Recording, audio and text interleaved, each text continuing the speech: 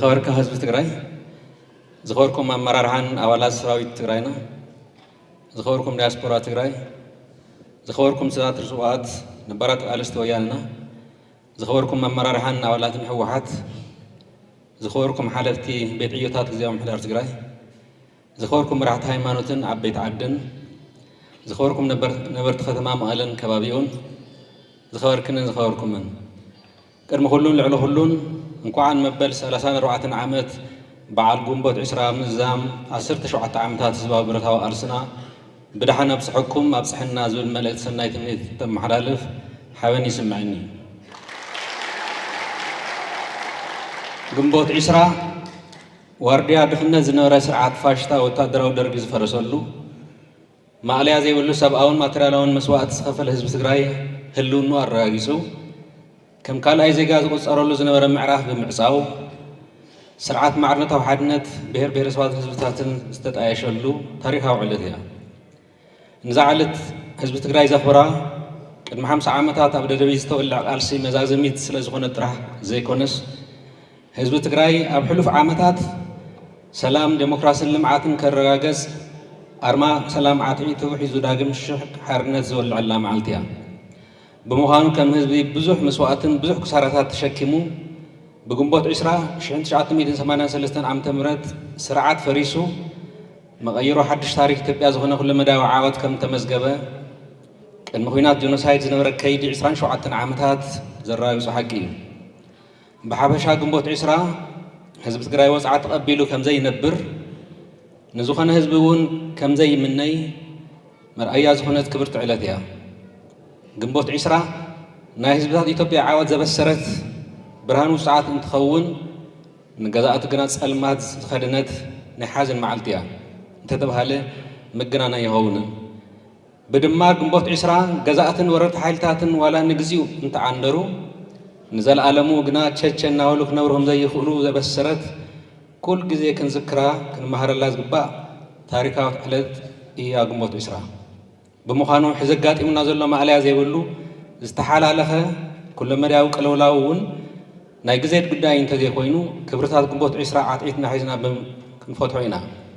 እዛ ክብርቲ ዕለት ዘለዓለምና ተኸልዐት ከም ትነብር ዘበስር ስራሕቲ ከም ነመዝግቡን ኣየጠራጥርን። ዝኽበርካ ህዝቢ ትግራይ ኣብ 17 ዓመታት ብረታዊ ተጋድሎ ይኹን ኣብ ሕሉፍ 6 ዓመታት እምቢ ኣይምብርከኽን ዝመትከሉ ተጋድሎ ህዝቢ ትግራይ ብዝተፈላለየ መመዘኒ ምስ ዘይመጣጠኖ ኣላፍ ጸላእቲ ከይፈትዎ ተገዲዱ ዝገጠሞም ሓይልታት ብረታዊ ተጋድሎ ብምሉእ ዓወት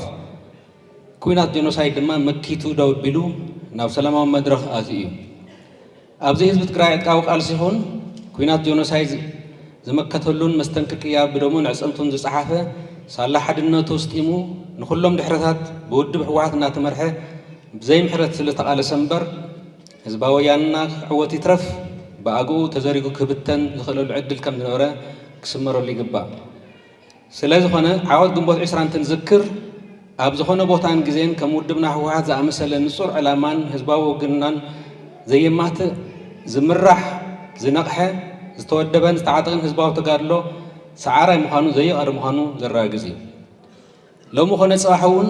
ኣብ ሽኻር ግንቦት 20 ዓሲልና ብምምራሽ ሕዚ ኣጋጢሙና ዘሎ ሓደጋ ብሄራዊ ህላወ ከቢስና ህዝቢ ትግራይ ቀሲኑ መደባት ሰላም ዴሞክራሲን ልምዓትን ዝውግነሉ ሕሩዕ ከም ዘይኸውን ኣየጠራጥርን። ዝኸበርክንን ዝኸበርኩምን ብቐንዲ ብቓልስን ማዕልያ ዘይብሉ መስዋዕትነትን ህዝቢ ትግራይ ተጀሚሩ ዝነበረ ውፅኢት ግንቦት 20 ከይቕፅል ናይ ውሽጥን ወፃእን ሓይልታት ምድሕርሓር ቅድሚ 6 ዓመታት ተላፊኖም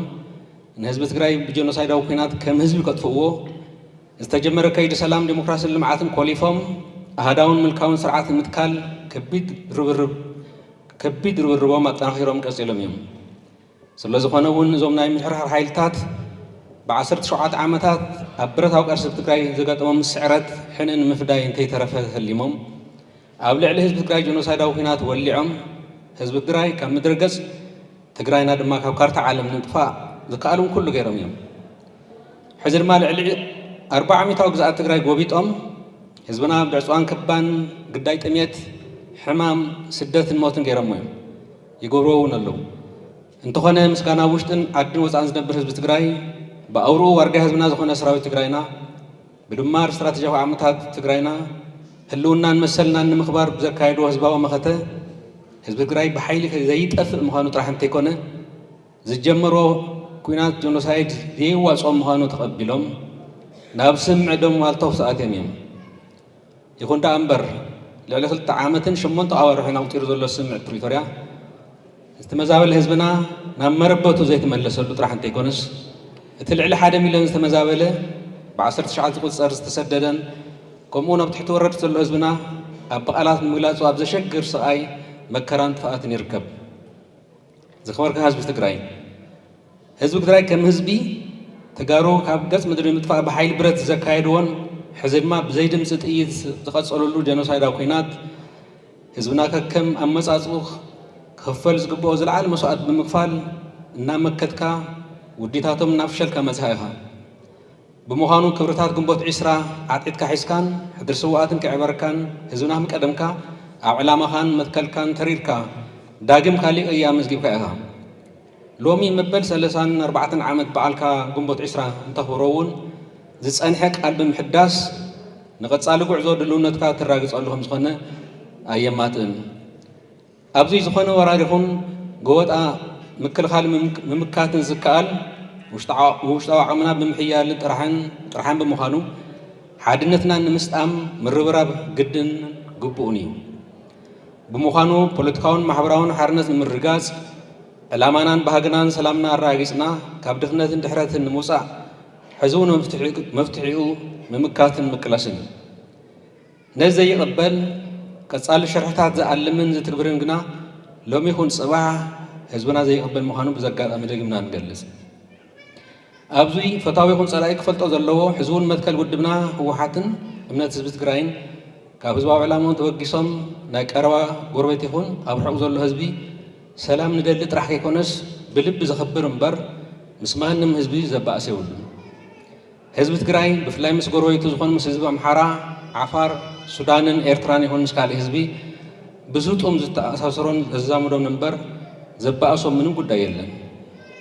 ዘኽበርካ ህዝቢ ትግራይ ሎሚ ይኹን ጽባሕ ስምዕ ፕሪቶርያ ብኣግባቡ ብስሉጥ ክፍጸም ግቡእ ቃልሲ ብምክያድ ሰላምና ክሕሎ ህዝብና ናብ ንቡር ህይወቱ ክምለስ ኩለ መዳዊ ቃልሲ ምክያድ ይግባእ። ብፍላይ ኣብቶም ተረከብቲ ሃገር ዝኾንኩም መናእሰይ ትግራይ ኣብ ህዝባዊ መኸተና ዘረኣኹሞ ጀግንነት ሕዚ እውን ማዕለልያ ዘይብሉ ጸገማት ተሸኪምኩም ብጻዋርነት ተሪእዎ ዘለኹም ትዕግስቲ ብምድንፋዕ ሕድሪ ኩሎም ስዋኣት ከይዕበረኩም ቃልሶም ቀጽሉሉ። ዝጀመርናይ ጉዕዞ ህዝባዊ መኸተን ሰገሩን ኣብ ሸጡ ተብጽሕዎ ንሳቶም እዮም። ህዝባዊ ዕላማ ህወሓት ንምዕዋት ፈንጂ ንምርጋጽ ካብ ዝቀዳደሙ ጀጋኑ ተጋደልቲ ህወሓት ተማሂርኩም ኣብ ኣክሱም ምሽጢር ህዝባዊ ቃልስና ከየውፅእ መልሓሱ ዝቆረፀ በዓል ፍሉይ ቅያ ካብ ወዲ ህዝቢ ኣባል ስርዒት ክንደያ ተማሂርኩም ዕላማኦም ወሪስኩም ዘጋጠመና ሓደጋ ብሔራዊ ህላወ ዝመከትኩምን ትምክቱ ዘለኹምን መናእሰይ ብሓፈሻ ተሸከምቲ ሕድሪ ሕሉፍ 50 ዓመት ጀጋኑ ስዋኣት ደቂ ዝኾንኩም መናእሰይ ትግራይ ኣብ ዕላማ ህዝብኩም ጽኑዓት ኮይንኩም እቲ ተጀሚሩ ዘሎ ህዝባዊ መኸታ ቦጥኡ ክንተብጽሕዎ ዝጠራጠረ እንተሃለወ ብሔራዊ ክሕደት ዝፈጸመ ጠላምን ዘዋፍርዎን ጥራሕን እዮም። ስለዚ ኣብዚ እዋን እዚ ታሪክ ሓላፍነት ዝሰከመኩም መናእሰይ ትግራይና እተካይድዎ ቃልሲ ብግቡእ ኣለሊኹምን ብቐደም ሰዓብ ሰሪዕኹምን ክንደይ ሽግር ተሸኪምኩም ተመዝግቦ ዘለኹም ቅያ ትሓበኑ። ብሓፂሩ ካብዚ ህዝቢ ምፍጣርን ነዚ ህዝቢ ምግልጋልን ዕድል ኢልኩም ኩሉ ዝኽፈል ንምኽፋል ብቐጻልነት ድልዋት ኩኑ ናይ ባዕልኩም ታሪኹን መጽሓፉን ቀጽሉ። ዝኸበርክንን ዝኸበርኩምን በዓል ግንቦት 20 ንዝክር ምስ ኤርትራውያን ኣሕዋትናን ኮይንና ብሓባር ዝኸፈልናዮ መስዋዕቲ እውን ንዝክርን ንኽብርን ስርዓት ደርጊ ብሓባር ዝተቓልስና ህዝብታት ብምዃኑ ዓቕምታትና ተሓቢርናን ተሓጋጊዝናን ዘፍረስናዮ ስለ ዝኾነ ብደምና ናይ ሓባር ታሪክ ምፅሓፍና ዝዝከር እዩ። ብምዃኑ ብዘጋጣሚ ውድብና ህወሓት ህዝቢ ኤርትራ እንኳዕ ንመበል 34 ዓመት በዓል ነፃነት ኣብፅሐኩም ዝብል መልእክቲ ሰናይ ትምኒት የመሓላልፍ።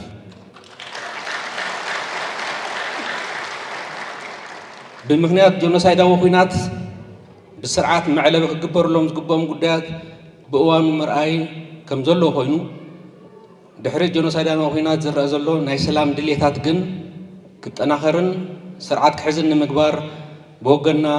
ልዑል ፃዕሪ ክነካይድ ክነራግፁ ንፈቱ ዝኸበርክን ዝኸበርኩምን ኣብ ድሮ ምኽባር 34 ዓመት ግንቦት 20 እታ ንምፍጣር ብሄራዊ ምርጫ ቦርድ ኢትዮጵያ ቀንዲ ምክንያት ዝኾነት 50 ዓመት ዘቑፀረት ውድብና ህወሓት ብ2013 ዓ.ም ዝተሰረዘ ሕጋዊ ኣፍልጦ ውድብና ምለሱለይ ስለ ዝበለት ግርምቢጥያ ማይ ንዓቐብ ከም ዝበሃል ምላሽ ምርጫ ቦርድ ሰሪዘኪ ኣለኹ ኢሉ ዕላዊ ገይሩ ኣሎ እንተኾነ ውድብና ህወሓት ቅድሚ 50 ዓመት ዝተፈጠረት ከምኡውን ቅድሚ ዳርጋ 3 ዓመት ስምምዕ ፕሪቶርያ ዝፈረመት በኣፍልጦ ብሄራዊ ምርጫ ቦርድ ኢትዮጵያ ኣይኮነትን ውድብ ህወሓት እንተስ ክትቅፅል እንተስ ክትፈርስ ዝውስን ህዝቢ ትግራይ ጥራሕን እምበር ብዝኾነ ትካል መንግስቲ ኢትዮጵያ ይኹን ካሊእ ኣካል ከም ዘይኮነ ደጊምና እንትንገልጽ ኣብ ልህዝብና